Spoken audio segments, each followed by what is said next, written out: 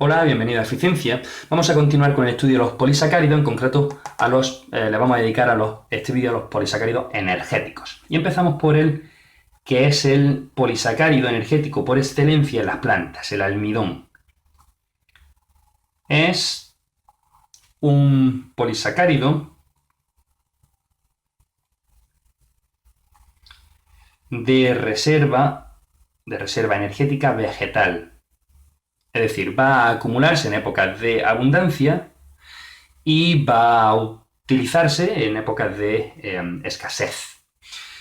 Se va a sintetizar, como no podía ser de otra manera, se sintetiza en los cloroplastos, que es el orgánulo en el cual ocurre el proceso importantísimo de la fotosíntesis. Y va a acumularse, se va a almacenar ese almidón producido, o bien en los propios cloroplastos, o en unos órganos más especializados que se llaman amiloplastos, unos orgánulos. Los amiloplastos van a ser unos orgánulos que almacenen ese almidón, y va a haber células que prácticamente no van a tener nada más que amiloplastos. Y esas células van a su vez a almacenarse en unos órganos vegetales especiales, como pueden ser los tubérculos, vamos a poner aquí otro colorcito, como los tubérculos o los bulbos, las raíces o las semillas.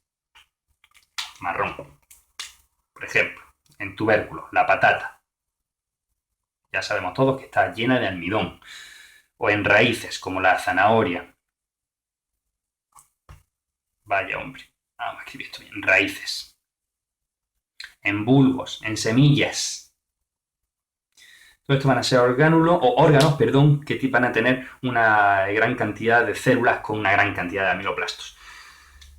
Ya dijimos en un vídeo anterior que debido a que no forma el almidón, lo mismo que tampoco lo hace el glucógeno, que es el siguiente polisacárido que vamos a ver, no forma disoluciones, lo que se llama disoluciones verdaderas, entonces no va a influir en la presión osmótica. Por lo tanto, va a poder almacenarse en grandes cantidades sin afectar a ese equilibrio osmótico, sin que entre mucha agua a la célula. Entonces se va a almacenar en grandes cantidades, y precisamente a esa formación de amiloplasto podemos tener gránulos de almidón que van a ocupar mucho volumen, van a tener muchísimo glúcido en muy poco volumen, por lo tanto ocupan poco volumen. Bien, hay dos subpolisacáridos dentro del polisacárido almidón. Dos subpolímeros. Dos subpolímeros del almidón, o dos tipos de polisacárido dentro del almidón que conforman al almidón, que son la amilosa y la amilopectina. Empezamos por la amilosa. La amilosa es una sucesión de glucosas, de alfa-D glucopiranosa, o sea, de glucosas, que resulta más corto, unidas por enlace alfa 1,4. Es decir, acordaros que estaban en configuración alfa, el primer monosacárido, y se unía del carbono 1 del primer monosacárido al carbono 4 del segundo. Y esa sucesión de glucosas van a conformar una estructura helicoidal. Esa estructura helicoidal va a venir definida por 6 glucosas por vuelta. Es decir, la sucesión de glucosas van a conformar esta hélice tridimensional, de modo que vamos a tener 6 glucosas por vuelta, ¿no? Y seguiría esa sucesión de glucosas conformando esa hélice. Ese sería el primer subpolímero, la amilosa, y tenemos un segundo que se llama amilopectina. La amilopectina tiene una base similar a la amilosa, pero cada 12 glucosas de media, como patrón general, ya que hay diferentes tipos, lo mismo que hay diferentes tipos de almidón, hay diferentes tipos de amilopectina, pero una media de cada 12 glucosas, vamos a tener ocurre una ramificación por enlace, lateral, por enlace alfa 1,6, es decir, se va a unir el carbono 1 del primer monosacárido al 6 del siguiente. De modo que si nosotros tenemos esa sucesión de glucosas típica de la amilosa, son varias glucosas, estamos aquí, la nuestra, y están unidas por el enlace alfa 1,4. Vale, pues si esta es la glucosa número 12, es el enlace alfa 1,4, si esta, como digo, es la 12, en vez de seguir uniéndose por el enlace alfa 1,4, va a unirse con un carbono 6 de otra glucosa, dando lugar a una ramificación que ya continúa o formando enlace alfa 1,4 de nuevo. Pero este sería un enlace alfa 1,6 conformando esa ramificación, y aquí pues continuaríamos. Bien, eso en cuanto a la estructura del almidón. Pero hemos dicho que es un polisacárido de reserva, es decir, habrá momentos en los que tendremos que lisarlo para obtener esas glucosas individuales que puedan acceder a la glucólisis y poder obtener su energía, la energía que hay en ella. ¿Cómo ocurre eso? Pues mediante la hidrólisis del almidón.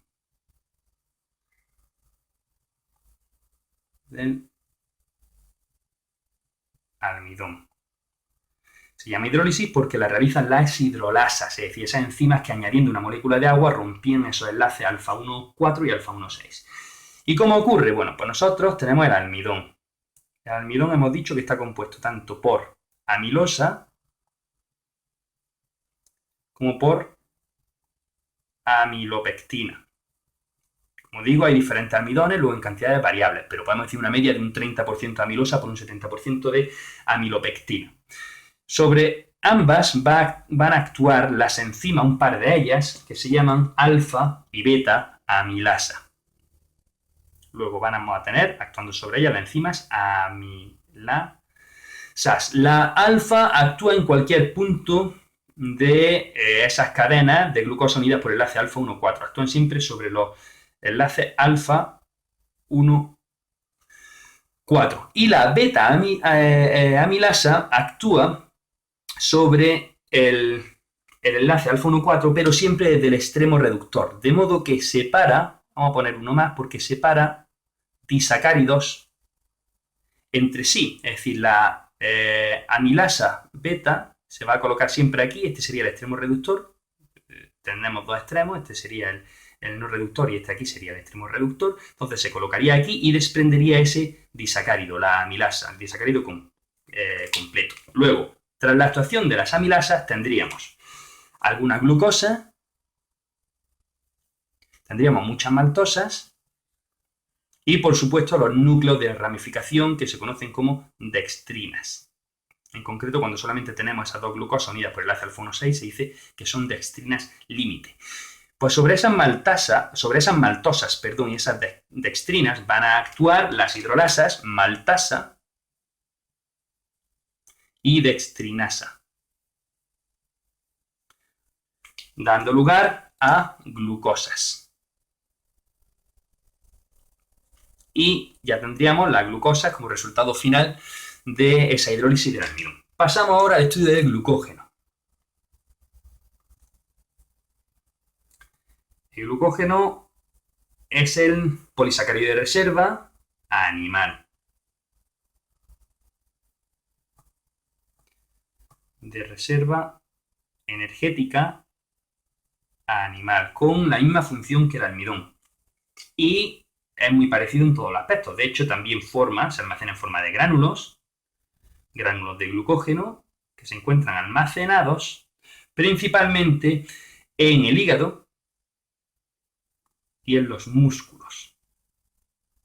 Menor cantidad en los músculos, pero también bastante abundante y sobre todo en el hígado. De hecho, el hígado es cuando no tenemos un aporte directo de glucosa tras una comida, o sea, entre las comidas, va a ser el hígado el que, lisando el glucógeno, va a proporcionar la glucosa necesaria para el funcionamiento del organismo, la glucosa en sangre.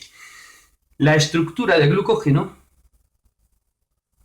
y por no repetirnos, vamos simplemente a decir que es similar o equivalente a la de la amilopectina,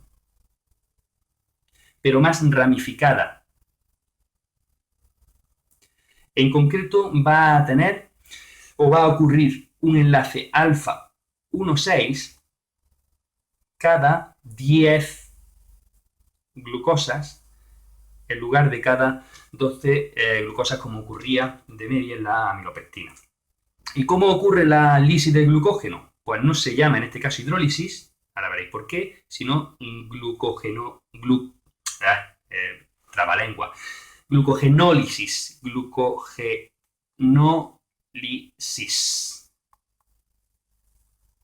Bien, la glucogenólisis, en ella participan de nuevo dos tipos de enzimas. Una va a actuar sobre el enlace alfa 1,4 y otro sobre el enlace alfa 1,6 de las ramificaciones. La primera es la glucógeno, fijaros al nombre, fosforilasa. No es una hidrolasa, es una fosforilasa y esta actúa sobre el enlace alfa 1,4.